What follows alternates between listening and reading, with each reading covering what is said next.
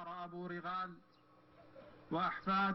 وأحفاد أبي رغال ظهروا ليبيحوا بلاد الحرمين فتصبح حمى مستباح لدبابات الأمريكيين، للجنود الأمريكيين، بل للمجندات من بنات اليهود والنصارى يسرحون ويمرحون على أرض. According to Khalid Sheikh Muhammad, started to think about attacking the United States after Yousef returned to Pakistan following the 1993 World Trade Center bombing. Like Yousef, Khalid Sheikh Muhammad reasoned he could best influence U.S. policy by targeting the country's economy. Khalid Sheikh Muhammad and Yousef reportedly brainstormed together about what drove the U.S. economy. New York, which Khalid Sheikh Muhammad considered the economic capital of the United States, therefore became the primary target. For similar reasons, California also became a target for Khalid Sheikh Muhammad. Khalid Sheikh Muhammad claims that the earlier bombing of the World Trade Center taught him that bombs and explosives could be problematic, and that he needed to graduate to a more novel form of attack. He maintains that he and Yousef began thinking about using aircraft as weapons while working on the Manila-Bajinka plot, and speculated about striking the World Trade Center and CIA headquarters as early as 1995. Certainly, Khalid Sheikh Muhammad was not alone in contemplating new kinds of terrorist operations. A study reportedly conducted by Mohammed Atef, the military commander of al-Qaeda, while he and Bin Laden were still in the Sudan, concluded that traditional terrorist hijacking operations did not fit the needs of al-Qaeda because such hijackings were used to negotiate the release of prisoners rather than to inflict mass casualties. The study is said to have considered the feasibility of hijacking planes and blowing them up in mid-flight, paralleling the Bajinka concept. Such a study, if it actually existed, yields significant insight into the thinking of al-Qaeda leaders. One, they rejected hijackings aimed at gaining the release of imprisoned comrades as too complex, because al-Qaeda had no friendly countries in which to land the plane and then negotiate. Two, they considered the bombing of commercial flights in midair as carried out against Pan Am Flight 103 over Lockerbie, Scotland, a promising means to inflict massive casualties. Three, they did not yet consider using hijacked aircraft as weapons against other targets. Khalid Sheikh Muhammad had insisted to his interrogators that he has always contemplated hijackings and crashing large commercial aircraft. Indeed, Khalid Sheikh Muhammad describes a grandiose original plan, a total of 10 aircraft to be hijacked, 9 of which would crash into targets on both coasts. They included those eventually hit on September 11th, plus CIA and FBI headquarters, nuclear power plants, and the tallest buildings in California and the state of Washington. Khalid Sheikh Muhammad himself was to land the 10th plane at a U.S. airport, and after killing all adult male passengers on board and alerting the media, deliver a speech exasperating the U.S. support for Israel, the Philippines, and repressive governments in the Arab world. Beyond Khalid Sheikh Muhammad's rationalizations about targeting the U.S. economy, this vision gives a better glimpse of his true ambitions. This is theater, a spectacle of destruction with Khalid Sheikh Muhammad as the star-cast self, the super terrorist. Khalid Sheikh Muhammad concludes that this proposal received a lukewarm response from al-Qaeda leaders, skeptical of its scale and complexity. Though Bin Laden listened to Khalid Sheikh Muhammad's proposal, he was not convinced that it was practical. As mentioned earlier, Bin Laden was receiving numerous ideas for potential operations. Khalid Sheikh Muhammad's proposal to attack U.S. targets with commercial airplanes was only one of many. Khalid Sheikh Muhammad presents himself as an entrepreneur seeking venture capital and people. He simply wanted al-Qaeda to supply the money and operations needed for the attack while retaining his independence. It is easy to question such a statement. Money is one thing. Supplying a cadre of trained operatives willing to die is much more. Thus, although Khalid Sheikh Muhammad contends he would have been just as likely to consider working with any comparable terrorist organization, he gave no indication of what other groups he thought could supply such exceptional commodities. Khalid Sheikh Muhammad acknowledges formally joining al-Qaeda in late 98 or 1999, and states that soon afterward, Bin Laden also made the decision to support his proposal to attack the United States using commercial airplanes as weapons. Though Khalid Sheikh Muhammad speculates about how Bin Laden came to share his preoccupation with attacking America, Bin Laden, in fact, had long been an opponent of the United States. Khalid Sheikh Muhammad thinks that Mohammed Atef may have persuaded Bin Laden to approve this specific proposal. Atef's role in the entire operation is unquestionably very significant, but tends to fade into the background, in part because Mohammed Atef himself is not available to describe it.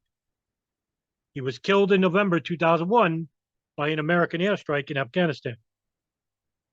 Bin Laden summoned Khalid Sheikh Muhammad to Kandahar in March or April of 1999 to tell him that al-Qaeda would support his proposal. The plot was now referred to within al-Qaeda as the planes operation. Bin Laden reportedly discussed the planes operation with Khalid Sheikh Muhammad and Mohammed Atef in a series of meetings in the spring of 1999 at the Al-Matar complex near Kandahar. Khalid Sheikh Muhammad's original concept of using one of the hijacked planes to make a media statement was scrapped, but Bin Laden considered the basic idea feasible. Bin Laden, Mohammed Atef, and Khalid Sheikh Muhammad developed an initial list of targets. These included the White House, the U.S. Capitol, the Pentagon, and the World Trade Center. According to Khalid Sheikh Muhammad, Bin Laden wanted to destroy the White House and the Pentagon. Khalid Sheikh Muhammad wanted to strike the World Trade Center, and all of them wanted to hit the Capitol. No one else was involved in the initial selection of targets. Bin Laden also discovered 4 individuals to serve as suicide operatives: Khalid al-Mihdhar, Nawaf al-Hazmi, Khalad, who is Walid bin Atash, and Abu Bara al-Yemeni. During the Al-Matar meetings, Bin Laden told Khalid Sheikh Muhammad that Khalid al-Mihdhar and Nawaf al-Hazmi were eager to participate in an operation against the United States, that they had already attained U.S. visas. Khalid Sheikh Muhammad states that they had done so in their own affair after the suicide of their friend, Azam, Nashiri's cousin, in carrying out the Nairobi bombings. Khalid Sheikh Muhammad had not met them. His only guidance from Bin Laden was that the two should eventually go to the United States for pilot training. Nawaf al-Hazmi and Khalid al-Mihdhar were Saudi nationals born in Mecca. Like the others to this initial group of selectees, they were already experienced mujahideen. They had traveled together to fight in Bosnia in a group that journeyed to the Balkans in 1995. By the time Nawaf al-Hazmi and Khalid al-Mihdhar were assigned to the planes operation in early 1999, they had visited Afghanistan on several occasions. Khalid was another veteran mujahideen. Like many of his family, his father had been expelled from Yemen because of his extremist views. Khalid had grown up in Saudi Arabia, where his father knew Bin Laden, Abdul Azam, and Omar Abdel Rahman, the blind sheikh. Khalid departed for Afghanistan in 1994 at the age of 15. 3 years later, he lost his lower right leg in a battle with the Northern Alliance, a battle in which one of his brothers died. After this experience, he pledged allegiance to Bin Laden, whom he had met as a child in Jeddah, and volunteered to become a suicide operative. When Khalid applied for a U.S. visa, however, his application was denied.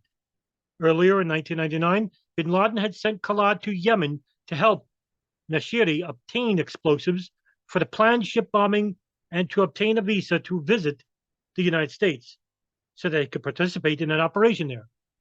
Khalid applied under another name, using the cover story that he would be visiting a medical clinic to obtain a new prosthesis for his leg. Another Al Qaeda operative gave Khalid the name of a person living in the United States whom Khalid could use as a point of contact on a visa application. Khalid contacted this individual to help him get an appointment at a U.S. clinic. While Khalid was waiting for the letter from the clinic confirming the appointment, however, he was arrested by Yemeni authorities. The arrest resulted from mistaken identity. Khalid was driving the car of another co-conspirator in the ship bombing plot who was wanted by the Yemeni authorities. Khalid was released sometime during the summer of 1999 after his father and Bin Laden intervened on his behalf.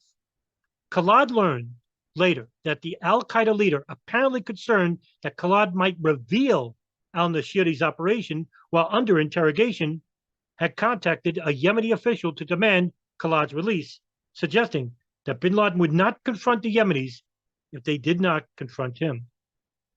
This account has been corroborated by others. Giving up on acquiring a U.S. visa and concerned that the United States might learn of his ties to al-Qaeda, Khalid returned to Afghanistan. Travel issues thus played a part in al-Qaeda's operational planning from the very start.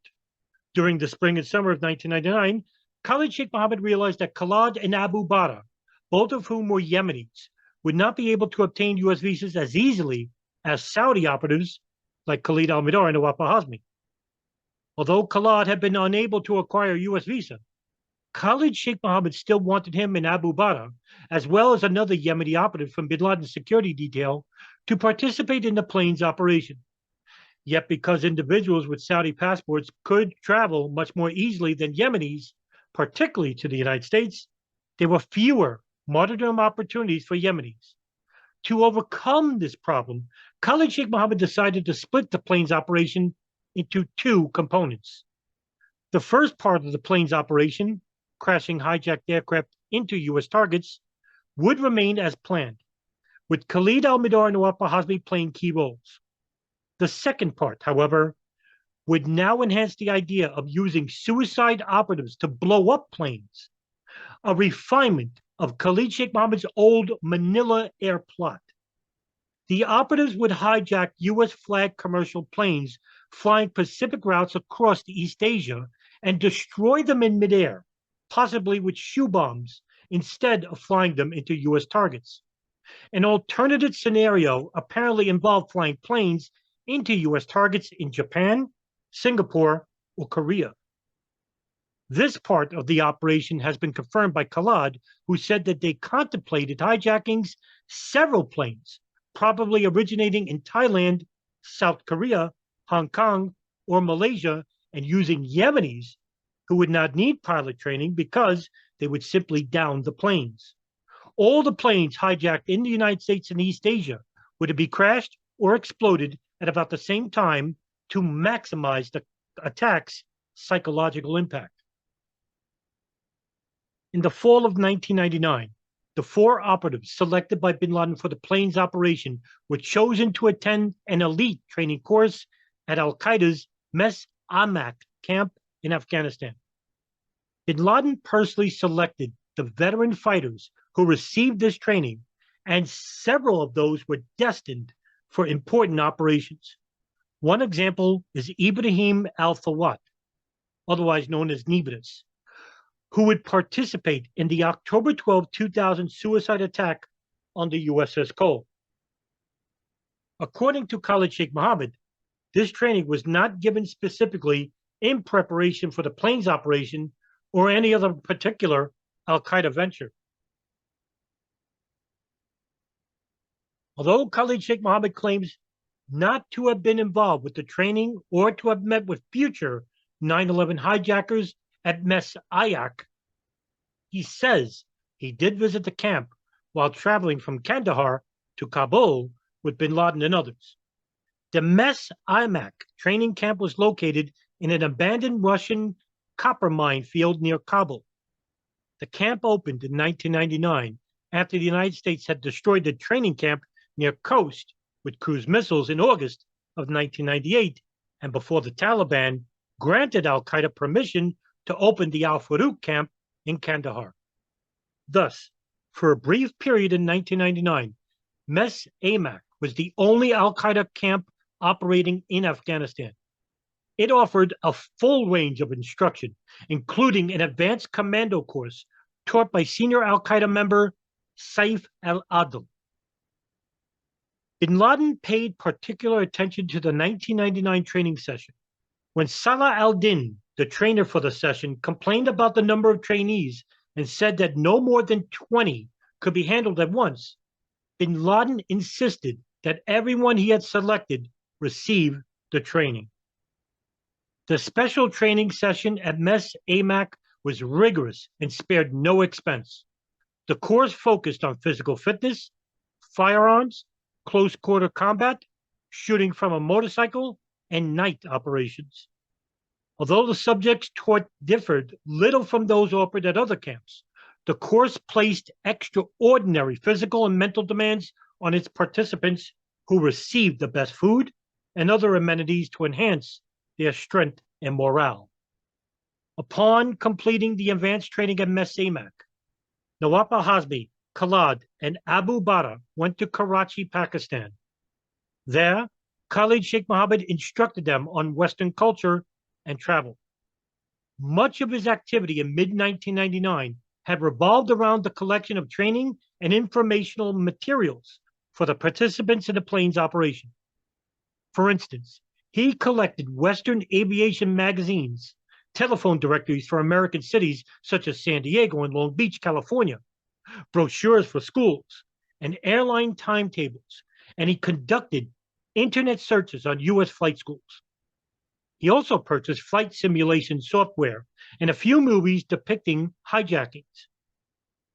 To house his students, Khalid Sheikh Muhammad rented a safe house in Karachi with money provided by Bin Laden. In early December of 1999, Khalid and Abu Bara arrived in Karachi. Nawaf al-Hazmi joined them there a few days later. On his way to Karachi, Hazmi spent a night in Quetta at a safe house where, according to Khalid Sheikh Muhammad, an Egyptian named Muhammad Atta simultaneously stayed on his way to Afghanistan for jihad training.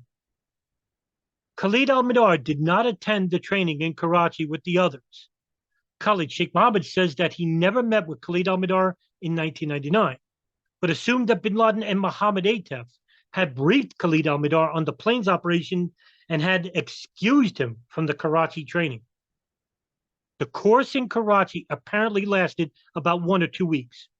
According to Khalid Sheikh Muhammad, he taught the 3 operatives basic English words and phrases. He showed them how to read phone books, interpret airline timetables, use the internet, use code words in communications, make travel reservations, and rent an apartment. Khalid adds that the training involved using flight simulator computer games, viewing movies that featured hijackings, and reading flight school schedules to determine which flights would be in the air at the same time in different parts of the world. They used the game software to increase their familiarity with aircraft models and functions and to highlight gaps in cabin security. While in Karachi, they also discussed how to case flights in Southeast Asia. Khalid Sheikh Muhammad told them to watch the cabin doors at takeoff and landings to observe whether the captain went to the lavatory during the flight, and to note whether the flight attendants brought food into the cockpit. Khalid Sheikh Muhammad, Khalid, and Nawaf al-Hazmi also visited travel agencies to learn the visa requirements for Asian countries. The 4 trainees traveled to Kuala Lumpur, Malaysia. Khalid, Abu Bara, and Nawaf al-Hazmi came from Karachi. Khalid al-Midar traveled from Yemen.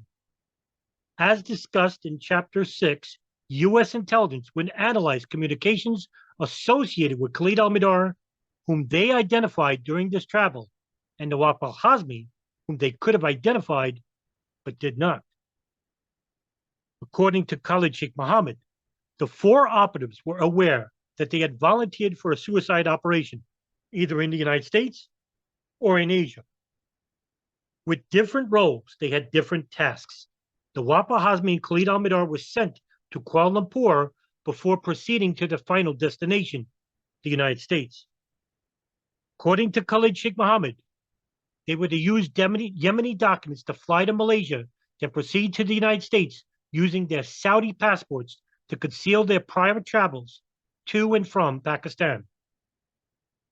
Khalid Sheikh Mohammed had doctored Nawaf al-Hazmi's Saudi passport, so it would appear as if al-Hazmi had traveled to Kuala Lumpur from Saudi Arabia via Dubai. Khalid and Abu Bara went to Kuala Lumpur to study airport security and conduct casing flights. According to Khalid, he and Abu Bara departed for Malaysia in mid-December 99. Nawaf al-Hazmi joined them about 10 days later after briefly returning to Afghanistan to attend to some passport issues. Khalid had originally scheduled his trip in order to receive a new prosthesis at a Kuala Lumpur clinic called Endolite, and Bin Laden suggested that he use the opportunity to case flights as well. According to Khalid, Malaysia was an ideal destination because its government did not require citizens of Saudi Arabia or other Gulf states to have a visa. Malaysian security was reputed to be lax when it came to Islamist jihadists. Also, other mujahideen wounded in combat had reportedly received treatment at the Endolite clinic and successfully concealed the origins of their injuries. Khalid said he got the money for the prosthesis from his father, Bin Laden, and another al-Qaeda colleague. According to Khalid, when he and Abu Bara arrived in Kuala Lumpur, they contacted Ridwan Isamuddin, also known as Hambali, from Jemaah Islamiyah, to let him know that they were staying, so he was to be kept informed of al-Qaeda activities in Southeast Asia. Hambali picked up Khalid and Abu Bara and brought them to his house, enlisting the help of a colleague who spoke better Arabic. Hambali then took them to the Endolite clinic. On December 31st, Khalid flew from Kuala Lumpur to Bangkok. The next day, he flew to Hong Kong aboard a U.S. airliner. He flew in first class, which he realized was a mistake because this seating assignment on that flight did not afford him a view of the cockpit. He claims to have done what he could to case the flight, testing security by carrying a box cutter in his toiletries kit onto the flight to Hong Kong. Khalid returned to Bangkok the following day. At the airport, the security officials searched his carry-on bag and even opened the toiletries kit, but just glanced at the contents and let him pass. On this flight, Khalid waited until most of the first-class passengers were dozing. Then he got up and removed the kit from his carry-on. None of the flight attendants took notice. After completing his casing mission, Khalid returned to Kuala Lumpur. Nawaf al-Hazmi arrived in Kuala Lumpur soon thereafter and may have even stayed briefly with Khalid and Abu Bara at Endolite. Khalid al-Mihdhar arrived on January 5th, probably one day after Nawaf al-Hazmi. All four operatives stayed at the apartment of Yazid Sufat, the Malaysian Jemaah Islamiyah member who made his home available at Hambali's request. According to Khalid, he and Nawaf al-Hazmi spoke about the possibility of hijacking planes and crashing them or holding passengers as hostages, but only speculatively. Khalid admits being aware at the same time that Nawaf al-Hazmi and Khalid al-Mihdhar were involved in an operation involving planes in the United States, but denies knowing details of the plan. While in Kuala Lumpur, Khalid wanted to go to Singapore to meet Nibras and Fahad al-Quso, two of the operatives in al-Nashiri's ship bombing operation. An attempt to execute that plan by attacking the U.S. assailants that failed just a few days earlier, Nibras and Fahad al-Quso were bringing Khalid money from Yemen, but also were stopped in Bangkok because they lacked visas to continue on to Singapore. Also unable to enter Singapore, Khalid moved the meeting to Bangkok. Nawaf al-Hazmi and Khalid al-Mihdhar decided to go there as well, reportedly because they thought it would enhance their cover as tourists to have passport stamps from a popular tourist destination such as Thailand. With Hambali's help, the three obtained tickets for a flight to Bangkok and left Kuala Lumpur together. Abu Bakr did not have a visa permitting him to return to Pakistan, so he travels to Yemen instead. In Bangkok, Khalid took Nawaf al-Hazmi and Khalid al-Mihdhar to one hotel, then went to another hotel for his meeting on the maritime attack plan. Nawaf al-Hazmi and Khalid al-Mihdhar soon moved to that same hotel, but Khalid insists that the two set of operatives never met each other or anyone else. After conferring with the ship bombing operatives, Khalid returned to Karachi and then to Kandahar, where he reported on his casing mission to Bin Laden. Bin Laden canceled the East Asia part of the plane's operation in the spring of 2000. He evidently decided it would be too difficult to coordinate this attack with the operation in the United States. As for Nawaf al-Hazmi and Khalid al-Mihdhar, they had left Bangkok a few days before Khalid and arrived in Los Angeles on January 15th, 2000. Meanwhile, the next group of al-Qaeda operatives destined for the plane's operation had just surfaced in Afghanistan. As Nawaf al-Hazmi and Khalid al-Mihdhar were deploying from Asia to the United States, al-Qaeda's leadership was recruiting and training 4 Western-educated men who had recently arrived in Kandahar. Though they hailed from 4 different countries, Egypt, United Arab Emirates, Lebanon, and Yemen, they had formed a close-knit group as students in Hamburg, Germany. The new recruits had come to Afghanistan aspiring to wage jihad in Chechnya, but al-Qaeda quickly recognized their potential and enlisted them in its anti-US jihad and into the plane's operation.